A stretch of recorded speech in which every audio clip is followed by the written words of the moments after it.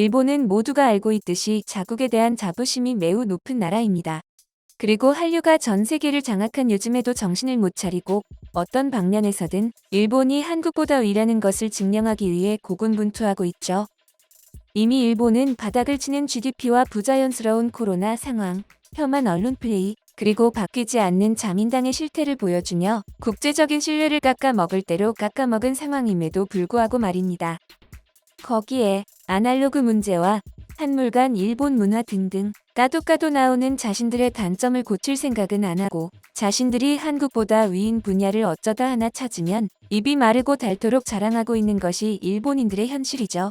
그런데 최근 일본인들에게 어처구니 없는 일이 일어났습니다. 일본의 저명한 교수가 기자들이 모인 생방송에서 한일 관계에 대해 강연하던 도중 충격적인 발언을 하며 그 자리에 있던 수많은 사람들을 얼어붙게 만든 건데요. 이번 사건에 대해 자세히 알아보겠습니다. 일본 야후 뉴스 랭킹 1위에 오르며 화제를 모으고 있는 일본의 강점이 세계에서 통용되지 않게 된 그럴만한 이유라는 제목의 일본이 한국에 뒤처지고 있는 상황에 대해 설명하는 칼럼이 일본인 네티즌들 사이에서 온갖 욕을 먹고 있는데요. 내용을 한번 들여다보겠습니다. 일본 기업은 한국 기업을 본받아 탈탄소와 디지털화 분야에서 새로운 수요를 창출해야 한다. 세계 경제 전체에서 탈탄소가 가속화하여 엔진을 탑재한 자동차의 이용을 줄이고 EV로 이행하는 나라가 늘고 있으니 EV를 창출하는 일본 기업을 늘려야 한다. 디지털화의 뒤처짐이 심각한 이유는 1990년 초에 자산버블 붕괴 후에 일본 전체에서 과도한 리스크 회피의 심리가 강해진 영향이 크다. 한편 삼성은 세계 경제의 환경 변화에 민첩하게 인식하여 기존 사업에서 성장 기대가 높은 최첨단 분야로 다이나믹하게 경영 자원의 재분배를 하고 철저한 성과주의를 관철시켜 개개인에게 실력 향상을 요구한다. 일본 기업에 있어서 그러한 조직 운영력을 본받아야 한다. 본문의 요약인데요. 더 자세히 살펴보면 필자는 곧 일본의 기업들이 한국 기업에게 전 세계에서 대체당할 수 있다고 주장하며 삼성의 예를 들며 일본의 현실을 비판하고 있습니다. 삼성전자의 자세에 배워야 할 점은 많다. 일본의 경제는 세계 경제의 빠른 흐름에 충분히 대응할 수 없다. 삼성전자는 가속화하는 세계 경제의 환경 변화에 신속히 대응하며 최첨단 분야에서의 성장 실현에 보다 강하게 대처하려고 하고 있다. 또한 삼성 SDI는 차제 배터리의 생산 능력을 세계 각국에서 끌어올릴 것이다. 버블 붕괴 후에 일본 전체에서는 위기를 두려워한 나머지 우리나라의 정부도 기업도 개인도 안정을 추구하는 마인드가 강해졌다. 그 상황이 길게 이어진 결과로서 우리나라 전체가 세계 경제의 환경 변화에 홀로 남겨진 듯이 보인다. 이 다음 내용까지 살펴보면 결국 이 글에서는 일본이 한국을 벤치마킹하지 않으면 일본의 미래는 없다고 주장하고 있는데요. 이에 대해 일본인들은 극도로 부정적인 반응을 보이고 있습니다. 댓글의 일본인 반응입니다. 마카베시 좀 더 산업계의 실정을 알아보고 기사를 쓰지 않으면 부끄러워요. 이건 몇 년 전 기사입니까? 지금 한국의 상황을 보면 쇠퇴만 하고 있습니다만 반도체 제조는 대만이 중심이잖아요.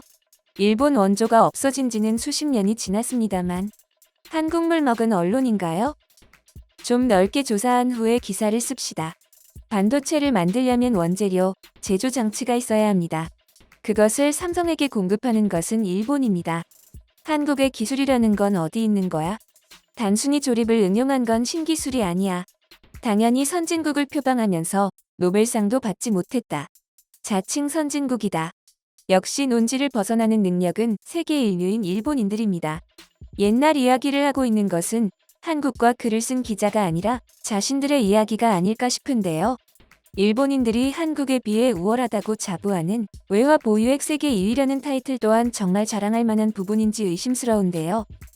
최근 우리나라는 외환 보유액이 한 달 새 50억 달러 넘게 늘면서 4개월 연속 사상 최대인 4,692억 1천만 달러를 기록하며 승승장구하고 있습니다.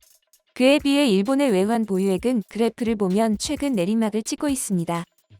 심지어 일본의 부채 규모가 전 세계 최악이라는 건 말할 것도 없죠.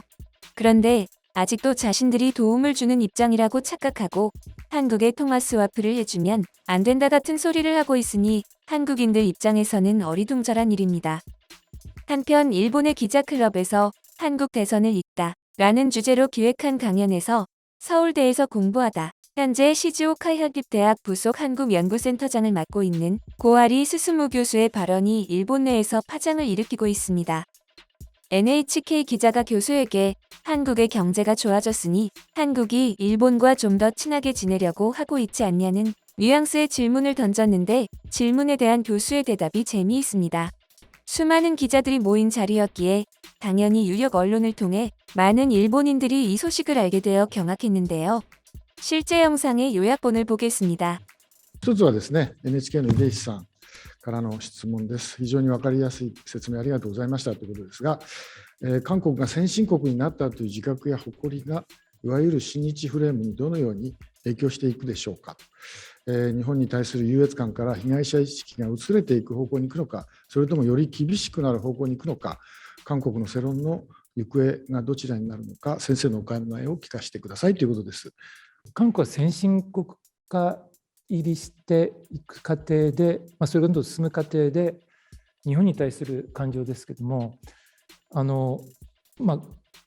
かつて交換よく言われていたのはですね、余裕が出てくれば、日本に対しての政策に関しても、その情緒に関しても、ちょっと緩くなるんじゃないかというような意見がありましたが、先ほどちょっとお話した通り、その圧倒的なその重要性っていうのがなくなっていく過程の中で、あまりこの日本に対してですね、重視しなくてもいいんだという意識も生まれてくるし、あとその正義っていうような側面で言うと、統一主義的な側面で言うとですね、甘くならないのかなっていう感じがするんですね。で、加えて、このコロナっていう現象で考えると、ちょっと最近憂慮するのはですね、韓国人の対日感がそれなりに悪化しなかった一つは、例えば日本の中では喧嘩感情が広がっていたとしても、例えば韓国人の日本に来る旅行者の数ってすごかったわけですよ。コロナ前の2019年は500万人台であってね、これはもうすでに貿易の関係で徴用工の問題とかで揉めてる時期ですよ。それでも500万人来てる。で、その前の年は800万人近かった。その前も700万人。これだけの人たちが年間来ていたってことはですね、リアルの日本をたくさん見ていたわけですよね。だから、多少何か韓国のメディアなりが極端なことを言ってる政治家が何か煽ったとしても、実態を知ってるからそんなに問題はなかったと思うんですけども、だからむしろ先進国としての意識云々よりも、日本との接触ですね、リアルに見る日本の地方行ったら綺麗だった、親切にされたとか、そういった経験がなくなることが非常にちょっと怖いですよ。それがむしろ悪化していく。で、むしろ日本においてはね、日本も韓国に行けなくなっているんだけど、ところが日本においては、ネットフリックスとかそういうので韓国のドラマを見たり、BTS の歌を聴いたりとかですね、ネットを使って非常に韓国のメディアある程度知っていて、喧嘩がある一方で、日本人の眺めっていうのはそういう眺めでも韓国見てるんだけども、でも韓国から旅行も行けないって、さらにネットでも日本における韓国文化ほど、韓国においては日本のものがね、そんなブームになってるわけじゃないので、最後の質問にちょっと幅を広く答えてしまったんですけども、その辺でむしろ私は韓国人の日本に対するこれからの眺めを心配しております。以上です。 한국인의 입장에서 봤을 때는 나름 객관적이라고 하는 일본인 교수의 발언도 최대한 돌려 말한 부분이나 석연치 않은 부분이 많이 보입니다.